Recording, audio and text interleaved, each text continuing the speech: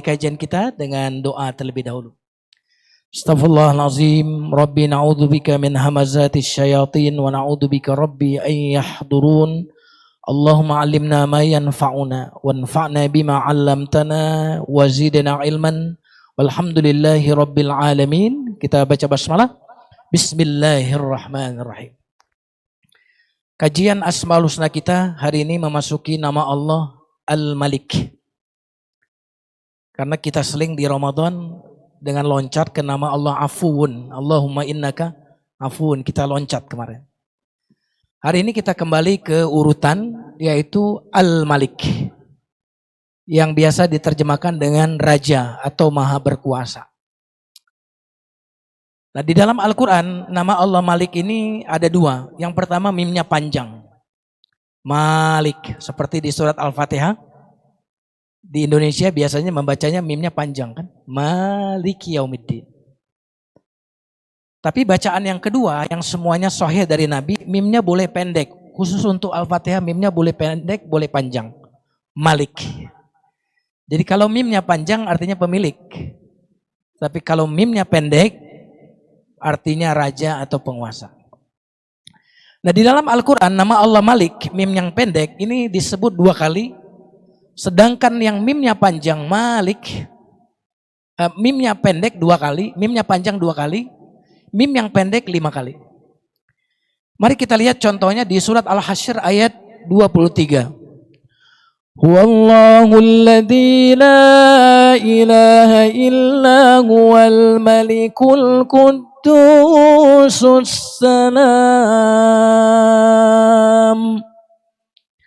Sember, Allahnya Allah orang ngantuk itu kelihatannya. Wallahul ladzi la ilaha illa huwal malikul quddusus salam. Ini baru keren. Dialah Allah yang tiada Tuhan selain Dia, Raja tuh, Raja disebut Raja. Ini mimnya pendek. Ada lagi mimnya pendek juga di surat Al-Mu'minun ayat 116. Fata'alallahul malikul haq.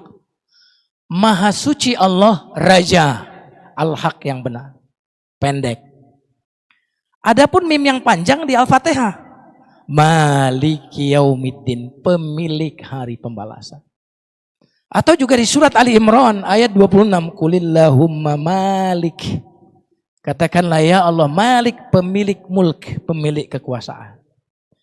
Jadi coba kita cek, kalau mimnya panjang artinya apa? Pemilik. Kalau mimnya pendek, Raja. Alhamdulillah. Oke, agar lebih rinci, mari kita lihat. Malik, mimnya panjang artinya kepemilikan atas sesuatu. Allah yang maha memiliki segala sesuatu. Malik, mimnya pendek, penguasa yang memiliki otoritas penuh dan mutlak atas yang dimiliki. Jadi Pak Prabowo itu Malik atau Malik? Mim pendek atau mim panjang? Pendek, Malik. Kalau bapak-bapak yang hadir di sini, mimnya panjang atau mimnya pendek? Panjang, Malik pemilik. Karena apa? Karena kepemilikan raja, kepemilikan penguasa biasanya berbeda dengan kepemilikan orang yang biasa seperti kita. Maka Allah punya dua sifat ini atau punya dua nama ini. Allah bukan hanya pemilik, tapi Dia Raja. Dia penguasa atas seluruh ciptaannya, baik lahir maupun batin, baik dunia maupun akhirat. Allah Malik, Dia pemilik, Dia juga Malik, Dia penguasa dan Raja. Nah, teman-teman sekalian yang dimuliakan Allah. Nanti saya akan sampaikan keindahan dari setiap Allah mengucapkan Al-Malik di Quran, itu biasanya disandingkan dengan Ar-Rahman Ar-Rahim. Contohnya di surah Al-Fatihah. Alhamdulillahirrabbilalamin Ar-Rahman. Terus Maliki yaumiddin. Boleh mimnya pendek. Allah maha pengasih, maha penyayang. Malik Raja. Subhanallah. Kebetulan ini saya lewatkan. Kita loncat sedikit. Ini dia. Ini. Jadi Allah ketika menyebut Malik, Raja, biasanya sebelum atau sesudahnya Allah menyebut Ar-Rahman Ar-Rahim. Contohnya di Al-Fatihah. Ar-Rahman Ar-Rahim terus Malik Yaumiddin, mimnya boleh pendek, raja. Yang kedua, contohnya di surat Al-Hasyr. Wallahu alladzi la ilaha illa huwa alimul ghaibi wasyahadah huwar rahman rahim. Terus wallahu alladzi la ilaha illa huwal malik. Kenapa Allah menyebut raja digandengkan dengan Ar-Rahman Ar-Rahim? Kenapa? Kata Allah, meskipun aku ini raja, meskipun aku ini penguasa, tapi aku penguasa yang sayang, yang penyayang. Penguasa raja yang menyayangi. Bukan raja penguasa yang menzolimi. Gitu. Karena biasanya orang kalau udah jadi raja, jadi penguasa, seringkali justru menyulitkan rakyatnya. Apalagi membebani rakyatnya. Tapi kata Allah, aku raja, tapi aku raja yang penyayang. Dan ingat, kekuasaan tidak akan baik tanpa kasih sayang. Kasih sayang, tapi bukan dari raja, kasih sayang yang sempit. Kita ini sayang nggak? Sayanginnya cuma sama istri, sama anak-anak doang kan? Coba kalau kita jadi penguasa. Maka kasih sayang kita, rahmat kita lil alamin. Wa ma arsalnaka. Kok bisa ya rahmatmu lil alamin? Oh, karena kamu berkuasa. Maka kekuasaan tanpa ada rahmat, apa yang akan terjadi? Kezoliman bagi al-alamin. Itu yang terjadi bagi Israel, ya, dan juga Amerika. Punya kekuasaan, tapi kekuasaan yang tidak didasari oleh kasih sayang. Kekuasaan Fir'aun, kekuasaan yang tidak didasari oleh kasih sayang. Tapi lihat kekuasaan yang dimiliki oleh Nabi Sulaiman, bukan hanya dinikmati oleh manusia, tetapi dinikmati oleh semut, dinikmati oleh hewan-hewan yang lain, bahkan dari bangsa jin sekalipun. Nah, ini rahasia mengapa digandeng Malik, Rahman, dan Rahim. Malik biar kita takut, raja, penguasa, gua takut deh. Oh, Rahman dan Rahim, kita jadi berharap. Kalau Allah cuma bilang, aku Ar-Rahman Ar-Rahim, kita bilang apa? Nggak apa-apa dosa, dia kan penyayang ini, kan gitu. Nggak apa-apa melanggar, toh Allah pengasih penyayang. Maka digabung Asmaul Husna yang membuat kita takut, ada Asmaul Husna yang membuat kita optimis dan berharap. Nah, ini kenapa digandeng dua Asmaul Husna ini. Masih semangat? Ini bahaya nih kalau membahas nama Allah Malik, ngantuk ini. Jamaah sekalian yang dimuliakan Allah. Kita kembali. Nah, yang menarik lagi, Allah menggandengkan Al-Malik Raja dengan namanya Al-Haq. Al-Haq artinya maha benar. Makanya orang yang melawan kebenaran melawan siapa? Halo? Siapa yang menamakan dirinya dengan maha benar? Allah Al-Haq. Berarti orang yang melawan kebenaran melawan siapa? Melawan Al-Haq. Menang gak kira-kira orang yang melawan kebenaran itu? Gak akan menang. Soal waktu saja. Semua yang palsu-palsu akan terbongkar. Betul gak? Halo? Iya. Semua yang palsu akan terbongkar. Nah, jamaah sekalian yang dimuliakan Allah. Kenapa Allah menyebut raja hak yang benar? Karena raja yang lain itu raja-rajaan. Raja yang sifatnya semu, raja yang sifatnya relatif, raja yang akan hilang, raja yang sebentar. Mari kita lihat, nama Allah Al-Malik digandeng dengan Al-Haq, karena kekuasaan yang hakiki hanyalah bagi Allah. Jadi yang lain itu penguasa palsu. Nanti kita lihat ayatnya ya, betapa yang lain itu penguasa palsu. Adapun realitas kerajaan Allah, Maliknya Allah, tak terbatas waktu dan ruang. Allah raja sebelum dia menciptakan makhluk, dan Allah tetap raja setelah menciptakan makhluk, dan Allah raja juga setelah makhluk ini dibinasakan semua. Ruang waktu. Pak Prabowo 3 tahun yang lalu sudah jadi presiden. Belum, iya kan? Pak Jokowi 15 tahun yang lalu sudah jadi presiden ya? Belum. Lamaan-lama Pak Jokowi jadi presiden atau jadi rakyat? Kan kita nggak ngomongin jeleknya kan? Pak Jokowi lamaan mana jadi rakyat atau jadi raja jadi presiden? Sebutlah Bapak almarhum Pak Soeharto, presiden kita, lebih lama mana dia? Lebih lama jadi presiden atau lebih lama jadi rakyat? Bukan raja yang sebenarnya. Ini juga raja juga dulu, Raja Sehari. Waktu di mana tuh? Waktu di Pelaminan itu, Raja Sehari. Dan Allah itu ketika berbicara raja biasanya alal arsh. Ar-Rahman alal arsyistawa. Ar-Rahman di atas bersemayam, di atas ars dia bersemayam. Subhanallah, selalu identik raja kasih sayang, raja kasih sayang. Subhanallah. Nah, Allah adalah raja sebelum ada makhluk, tetap raja saat makhluk ada, dan tetap raja meskipun semua makhluk binasa. Kira-kira 10 tahun yang akan datang, Bapak Presiden Pak Prabowo masih jadi presiden nggak? Belum tentu, betul nggak? Subhanallah. Kenapa? Karena dia sesungguhnya bukan raja yang hakiki, tapi raja titipan. Raja amanah. Ini dia teman-teman sekalian yang dimuliakan Allah. Semua bentuk kekuasaan selain Allah adalah penguasa titipan. Penguasa yang fana, penguasa yang nisbi.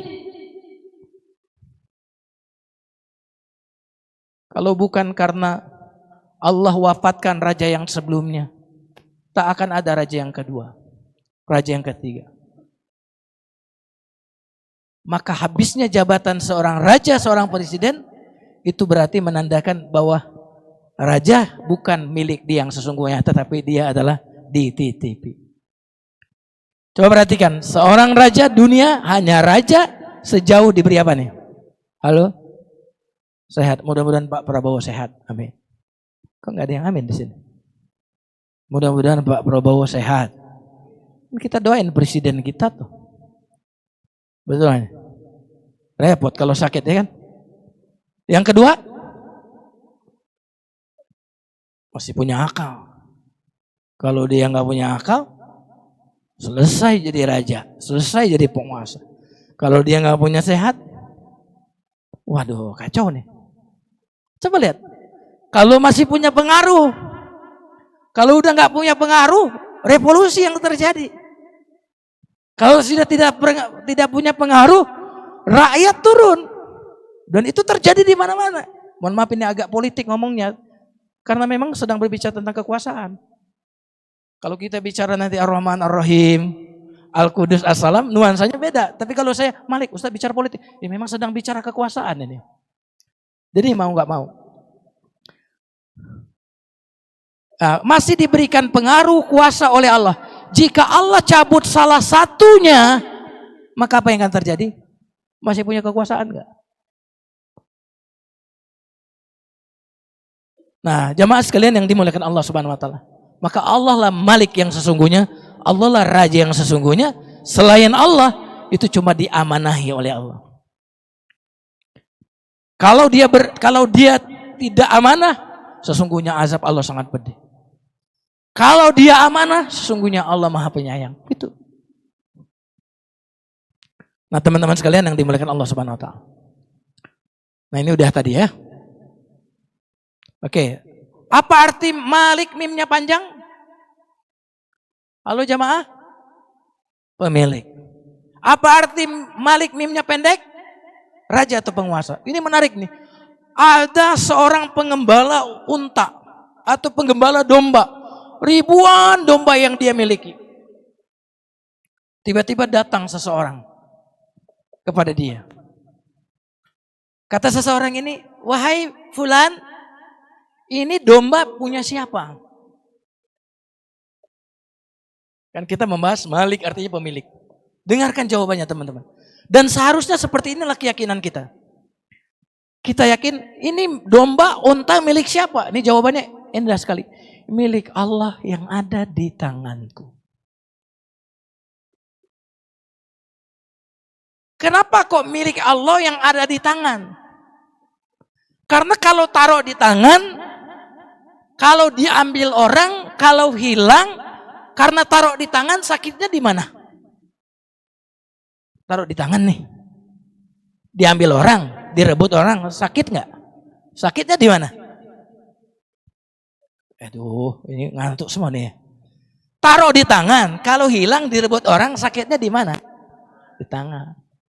Tapi kalau taruh di hati, hilang, sakitnya di mana? Berarti orang sakit hati, dia meletakkan sesuatu di hatinya. Sebenarnya kita tuh boleh punya kekuasaan, tapi taruh di tangan. Boleh punya uang, tapi taruh di tangan. Tangan taruh di hati. Hati ini seperti kapal. Kapal itu airnya harus di luar kapal. Coba kalau airnya ada di dalam kapal, tenggelam semua. Bener nggak? Kapal ini berlayar kalau airnya di luar kapal sampai tujuan. Coba kalau air itu jadi tujuan, binasa semua. Nah, orang yang meletakkan harta itu di hatinya dia merasa memiliki.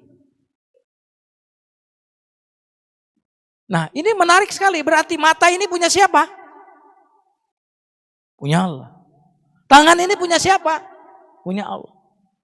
Kecerdasan kita punya siapa? Demi Allah jamaah sekalian, siapapun yang kita anggap hebat dan kuat hari ini, kalau Allah buat stroke selesailah dia. Oh dia dokter spesialis ahli, waduh, kalau Allah buat masalah di bagian otaknya menjadi beku, selesailah karirnya. Ustadz sok-sok sombong, nanti suaranya habis selesai deh. Ngomongnya bahasa isyarat. Sudah kita lihat, ada pengacara kondang hebat, selesai, meninggal dunia. Apa coba yang bisa dibanggakan? Semua adalah milik Allah. Ini jawaban yang luar biasa. Nah kita itu merasa memiliki, padahal kita ini user. Allah Malik, kita ini user. Kita ini pengguna. Jadi rumah kita itu sebenarnya nggak ada sertifikat hak milik. Hakikatnya kita ini kontraktor semua, ngontrak semua. Kalau sudah masa waktu kita pulang kepada Allah, selesai masalah kontrak kita.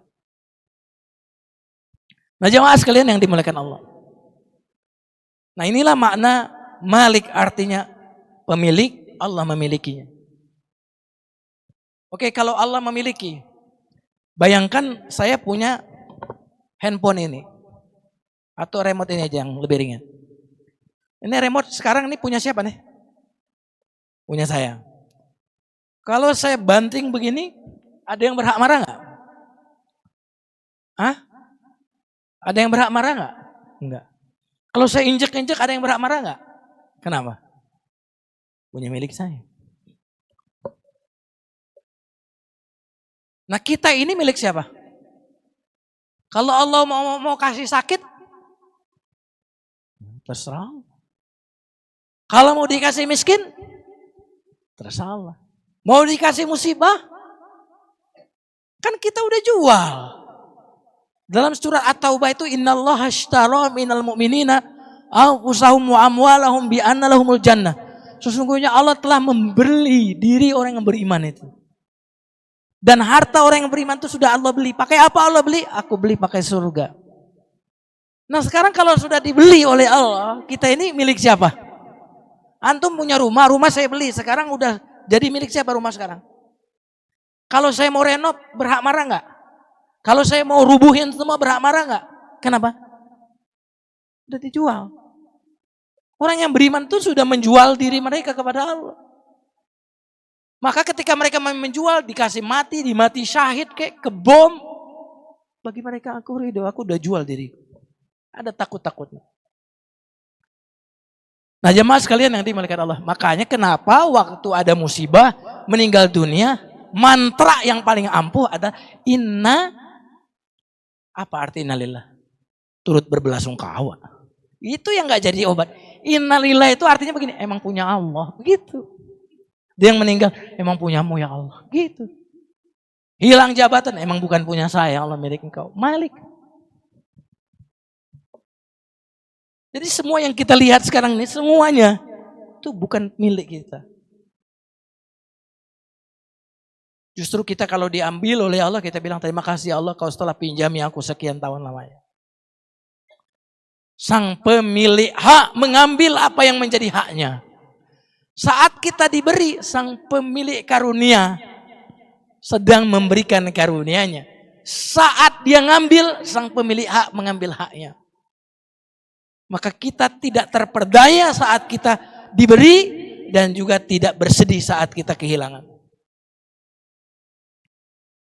Oke, teman-teman sekalian yang dimuliakan Allah. Imam Al-Ghazali dalam buku Asmaul Husnanya berkata, yang pantas disebut Malik, raja, kata beliau, adalah dia yang tidak membutuhkan yang lain di dalam zat dan sifatnya, sementara yang lain butuh kepada Allah dalam segalanya. Kenapa Allah pantas disebut raja? Karena Allah nggak butuh yang lain. Sementara yang lain, manusia ini butuh.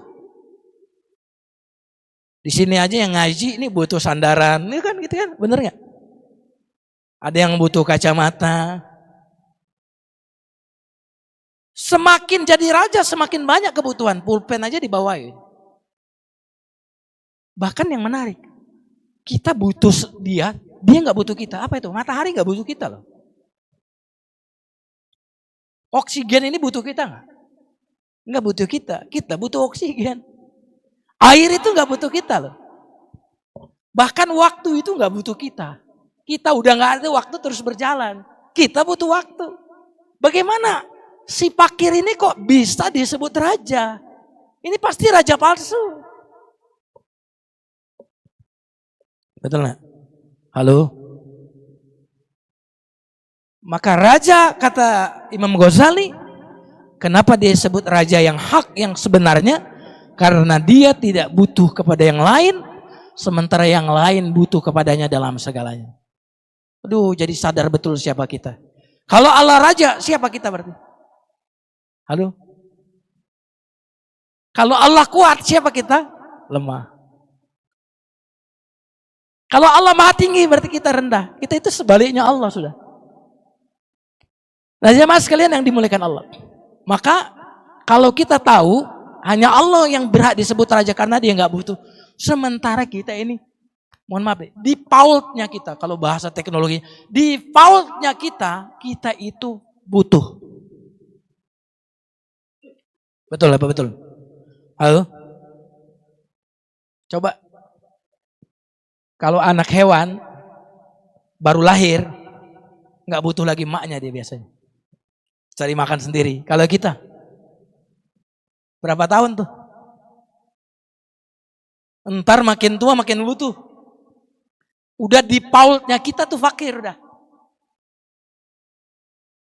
Yang lain-lain itu bukan default itu. Yang lain-lain tuh jabatan A, jabatan B, jabatan C. Itu bukan defaultnya kita itu.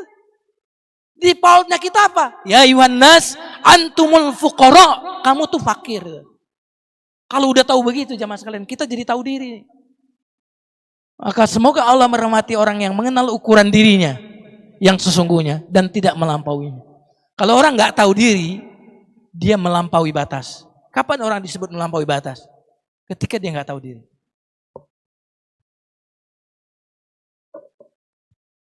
Nah, teman-teman sekalian yang dimuliakan Allah. Ada seorang penguasa namanya Harun Ar-Rasyid. Dia haus. Lalu ketika haus, pelayannya membawa air minum. Saat dia mau minum, menterinya yang soleh berkata, wahai Harun, wahai Khalifah, seandainya engkau tidak bisa mendapatkan segelas air ini kecuali harus membayar. Berapa engkau akan membayar air ini kalau nggak bisa dapat kecuali membayar? Dia bilang apa? Aku akan membayar dengan setengah kekuasaanku. Minum dia, bismillahirrahmanirrahim. Setelah minum, menterinya bilang lagi, Kalau engkau tidak bisa mengeluarkan air yang sudah kau minum melalui urin, melalui keringat, kau harus membayar baru bisa dikeluarkan. Berapa engkau akan membayarnya? Kata Harun al-Rasyid, aku akan membayarnya dengan setengah kekuasaanku yang berikutnya. Apa kata menterinya? Wahai khalifah, takutlah kepada Allah Subhanahu wa taala. Jangan sampai kau gunakan kekuasaanmu untuk menzolimi manusia, karena kekuasaanmu hanya seharga segelas air. Kalau begitu segelas air berapa harganya? Hah? Halo? Jadi kita itu sebenarnya tidak pernah membeli air sesuai harga. Kita itu pasti membeli air jauh di bawah harga yang sesungguhnya. Iya kan? Karena air itu kalau di lokasi perang berapa harganya? Nah, kita itu seringkali menilai sesuatu ketika adanya, makanya nggak bersyukur. Kita itu mestinya menilai sesuatu dengan nilai ketika tiadanya. Jadi kalau ngelihat air minum, bayangkan ini kalau tiada berapa nih harganya. Nah, baru kita akan mensyukur itu. Maka ada nasihat, jika kerajaan atau kekuasaan Anda mendorong Anda untuk melakukan penganiayaan, maka ketika itu ingatlah kerajaan dan kekuasaan Allah terhadap diri Anda. Ini yang punya jabatan, jika jabatanmu mendorongmu untuk zalim, ingatlah kekuasaanmu Allah terhadapmu. Begitu.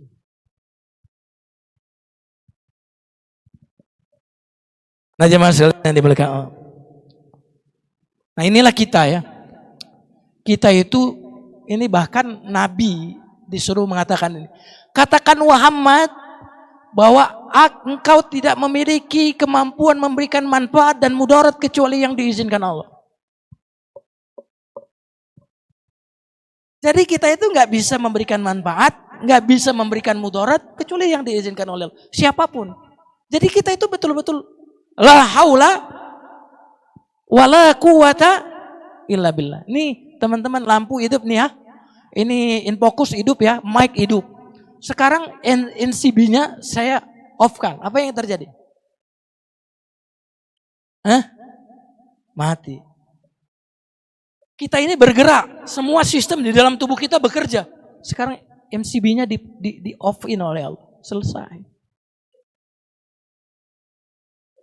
Kayak gitu tuh kita tuh.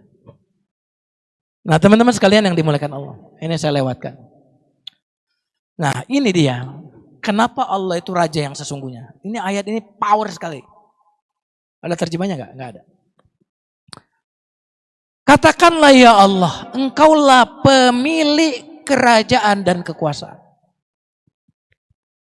Tu'til mulka man tasya, engkau berikan kekuasaan itu kepada siapa yang kau kehendaki. Bukan kepada yang mau. Yang mau banyak, tapi yang diberi yang Allah kehendaki. Perhatikan ini. Wa tanzi'ul mulka mimman tasya. Tanzi ini mencabut dengan paksa. Makanya malaikat yang mencabut dengan paksanya orang kafir, dari kata tanzi ini wan nazi'ati ghorqa. Demi malaikat yang mencabut nyawa orang-orang kafir dengan paksa dan kasar. Nazi'. Karena Allah pemilik, maka Allah cabut dengan paksa kekuasaan dari siapa yang dia kehendaki. Makanya semua penguasa di Indonesia ini dicabut dengan paksa semua. Pak Harto contohnya. Paksa nggak? Habis Pak Harto siapa? Pak Habibie. Habis Pak Habibie dipaksa nggak? Paksa. Habis Pak Habibie? Gus Dur. Semoga Allah merahmati mereka semuanya. Kita tidak sedang menjelekkan. Bicara cabut paksa ini tidak sedang menjelekkan. Jadi jangan sampai suudzon. Gus Dur dipaksa. Habis Gus Dur? Mega dipaksa nggak? Halo? Dipaksa. Habis Pak Mega? Bu Mega? SB dipaksa nggak? Dipaksa. Seandainya Pak SB boleh nyalon lagi, dia nyalon lagi nggak? Paksa berarti. Habis Bapak SB? Jokowi, Bapak Jokowi. Kalau boleh 3 periode, kira-kira beliau nyalon 3 periode nggak? Kalau boleh. Undang-undangnya kalau boleh nyalon lagi nggak? Kalau lagi loh, sampai-sampai mohon maaf, anak-anaknya mantan presiden kita semuanya, itu semuanya sekarang sedang berkuasa. Kenapa? Dalam rangka kepengen menjadi pelanjut kalau bisa. Tapi apa kata Allah? Aku cabut dengan paksa. Makanya kalau bukan penguasanya yang meninggalkan kekuasaannya, kekuasaan yang meninggalkan penguasanya, penguasanya meninggalkan kekuasaan dengan kematian. Lihat semua sekarang yang ribut-ribut, 10 tahun lagi mungkin udah pada nggak ada tuh. Halo? Yang ada adalah dampak kebaikan atau dampak kerusakan yang mereka lakukan. Saya ulang lagi ya. Ini yang ribut-ribut semua tuh. 10 tahun yang akan datang mungkin udah pada nggak ada tuh. Yang akan abadi apa? Manfaat yang mereka berikan atau bencana dan kerusakan disebabkan kebijakan-kebijakan mereka. Saya sebut dua-duanya biar fair. Oke. Sekarang ini kan bicara tentang kekuasaan ya. Ternyata bicara mulia dan hina dipisah. Nih, memuliakan siapa yang dikehendaki, menghinakan siapa dikehendaki. Artinya apa? Belum tentu orang dikasih jabatan itu mulia, betul nggak? Dikasih jabatan tapi dikenal sebagai pembohong misalkan.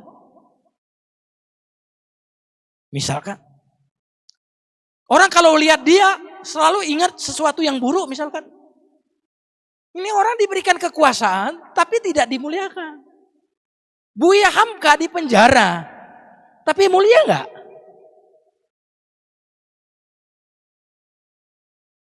Maka dipisahkan tuh, belum tentu yang diberikan kekuasaan itu mulia. Dan Allah kalau mau menghinakan, wow ini bisa dibuka aibnya. Kan ada anggota DPR yang pakai ijazah palsu kan ada. Ketahuan. Ada nggak yang selingkuh ketahuan? Halo? Ada nggak? Subhanallah. Untung kalau kita nggak jadi penguasa. Kalau kita jadi penguasa, aib kita juga pun terkenal di seluruh Indonesia. Lihat. Kalau antum lanjutin ayat 27-nya. Tulijul laila fin nahar wa tulijun nahara fil lail wa tukhrijul hayya minal mait wa tukhrijul mayyita minal hayy wa tarzuqu man tasya bighairi hisab wa tarzuqu man tasya bighairi hisab. Nah, itu berarti inilah raja yang sesungguhnya. Waktu habis ya, sebentar lagi. Nah, ini raja yang hakiki adalah Allah. Nah, kita pun bisa jadi raja yang hakiki. Karena kalau raja dalam artian jabatan, Allah berikan kepada orang kafir sekalipun. Fir'aun diberikan raja, kekerajaan. Korun diberikan jabatan. Namrud diberikan jabatan. Itu berarti bukan tanda mulia. Tanda bebannya berat, itu aja udah. Saya punya jamaah di salah satu masjid. Sekarang dia jadi kapolda di satu daerah. Ketika kita habis makan sholat subuh, jamaah bilang, Ustadz nasihatin Pak Fulan ini. Dia sebentar lagi akan dilantik jadi kapolda di daerah tertentu. Saya bilang nggak mau, dia nggak minta sih sebenarnya. Apa nasihat saya, orang nggak minta kok kita sok-sok nasihatin. Lalu dia bilang, ya Ustadz saya butuh nasihat. Saya bilang begini, jika jabatanmu tidak menjadi jalan surgamu, ini kemungkinan besar jadi jalan nerakamu. Saya bilang, kalau tidak untuk kebaikan, lebih baik tidak berkuasa. Nah, jemaah sekalian yang dimuliakan Allah. Nah, raja yang hakiki dari jenis manusia siapa? Yaitu orang yang menguasai jiwanya dan tidak dikuasai oleh jiwanya. Yang menundukkan keinginannya dan tidak tunduk pada keinginannya. Yang menundukkan syahwatnya dan tidak tunduk pada syahwatnya. Yang senantiasa bersama kebenaran dimanapun kebenaran itu berada. Maju tak gentar membela yang bayar. Membela yang benar. Yang tunduk kepada ketentuan Allah. Yang mengakui kebenaran meskipun pahit. Meskipun kebenaran itu ada pada selain kita akui itu kebenaran. Berarti siapa orang yang diberikan kerajaan yang sesungguhnya? Orang yang bisa menundukkan hawa nafsunya. Ini saya lewatkan. Saya mau kasih Ini perkataan Nabi Yusuf. Nabi Yusuf itu kan diberikan jabatan ya. Berarti dia diberikan malik. Tapi dia juga diberikan malik yang hakiki. Ketika Nabi Yusuf diberikan jabatan, apa kata Nabi Yusuf? Ya Tuhanku, sesungguhnya engkau telah menganugerahkan kepadaku kerajaan, mulk. Ahli tafsir mengatakan, Nabi Yusuf mengatakan memuji Allah karena diberikan kerajaan. Apakah yang dimaksud oleh Nabi Yusuf ini jabatan? Sampai Nabi Yusuf perlu mengatakan ini kepada Allah. Sebagian ahli tafsir mengatakan tidak.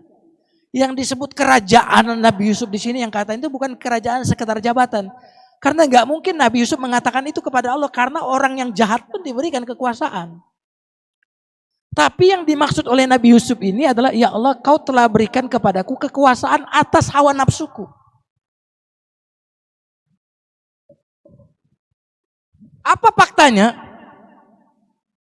Nabi Yusuf dibeli oleh penguasa Mesir, istrinya cantik jelita, Nabi Yusuf jadi budak di situ, nggak bisa resign, budak. Wanita ini naksir sama Nabi Yusuf. Dikunci pintu-pintu. Nabi Yusuf pun disebutkan ada selera dengan wanita ini. Silakan baca surat Al-Mulk. Surat Yusuf. Karena kalau nggak selera, kok nggak korup, nggak doyan duit, nggak korup, apa hebatnya?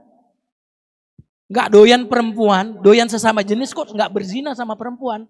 Apa hebatnya? Bener nggak? Kita doyan duit, tapi nggak korupsi. Kita butuh duit tapi nggak korupsi. Kita ini masih normal sebagai seorang laki-laki. Ketemu perempuan di satu tempat, cuma berdua doang dia menggoda. Kalau kita nggak ada hasrat sama perempuan itu apa hebatnya? Tapi kita ada hasrat. Tapi kemudian kita tidak lakukan karena takut kepada Allah. Itulah yang terjadi pada Nabi Yusuf. Makanya alhamdulillah kalau nggak terlalu ganteng. Kalau terlalu ganteng seperti Nabi Yusuf godaannya besar loh. Benar nggak? Jangan-jangan nggak terlalu kaya juga untung, karena kalau kaya semua wanita melihat orang kaya itu ganteng. Benar nggak Mas? Makanya yang jelek-jelek tapi banyak duit, kok istrinya cantik. Ya, karena menurut wanita kalau duitnya banyak tuh jadi cantik, jadi ganteng. Jadi bersyukur, boleh jadi Allah menyelamatkan kita, tidak memberikan posisi yang sangat kita inginkan dan sangat kita cita-citakan. Setuju nggak nih? Halo? Kalau saya tanya halo, jawabannya hai, halo? Masih hidup kan? Oh Nabi Yusuf, kalau nggak mau aku penjara. Bayangin ada keinginan tapi takut sama Allah, di perempuan ngejar terus. Bagaimana coba perasaan gejolak di hati itu? Subhanallah. Akhirnya robeklah baju Nabi Yusuf belakang.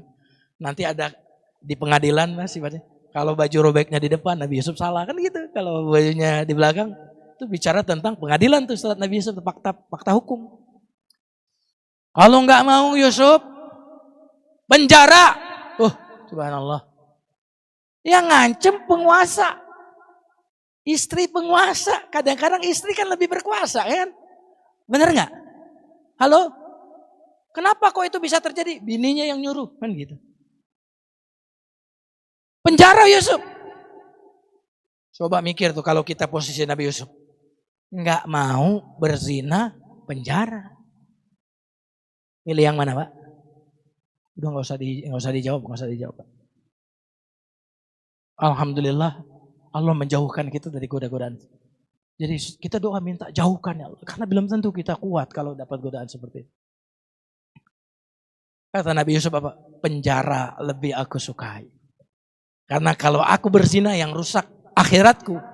Kalau aku masuk penjara yang rusak duniaku. Lebih baik rusak dunia daripada rusak akhirat. Oh berarti Nabi Yusuf ini diberikan kerajaan yang hakiki. Apa itu? Kemampuan menguasai hawa nafsunya dan keinginannya. Itu. Karena ada orang yang jadi budak dirham, budak dinar, budak rupiah. Makanya Nabi bersabda, celaka hamba dinar, celaka hamba dirham. Ini nih. Jadi kalau orang itu bahagia karena uang, budak uang. Sedih karena uang, budak uang. Membela karena uang, budak uang. Takut kehilangan uang, budak uang.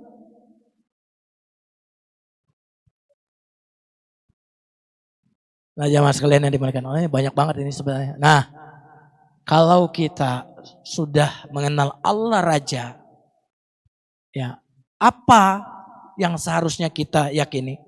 Hendaklah kita yakin dan tenang dengan apa yang ada pada Allah. Melebihi rasa tenang kita dengan apa yang ada pada diri kita. Tabungan kita dikit, ya jangan bergantung kepada tabunganmu. Bergantunglah kepada harta yang ada pada Allah, pada Raja. Kita ini kan membuat kita pesimis ngelihat tabungan melulu. Tapi ngelihat kekayaan Allah, insya Allah kita menjadi lebih tenang. Habis waktu ya. Nah kalau Allah Raja, tawadu karena kita sadar semuanya miliknya. Bukan hasil kekuatannya. Zuhud karena dunia bukan milik kita yang sejati. Tawakal karena kita bersandar pada Raja yang Maha Kuasa atas segalanya. Khusyuk dalam ibadah karena kita sedang berdiri di hadapan Raja segala Raja. Nah, banyak yang salawatkan. Silakan Pak kalau mau Ini yang bisa disampaikan, waktu sudah habis teman-teman. Ini juga saya banyak lompat-lompat materinya. Karena saya janji setiap kali kajian kita selesaikan Asmaul Husna. Ya mau selesai semua nggak, pokoknya selesai. Ya gitu. Wallahu a'lam bishawab. Mari kita tutup dengan doa kafaratul majelis. Subhanakallahumma bihamdika asyhadu an la ilaha illa anta astaghfiruka wa atubu ilaik. Assalamualaikum warahmatullahi wabarakatuh.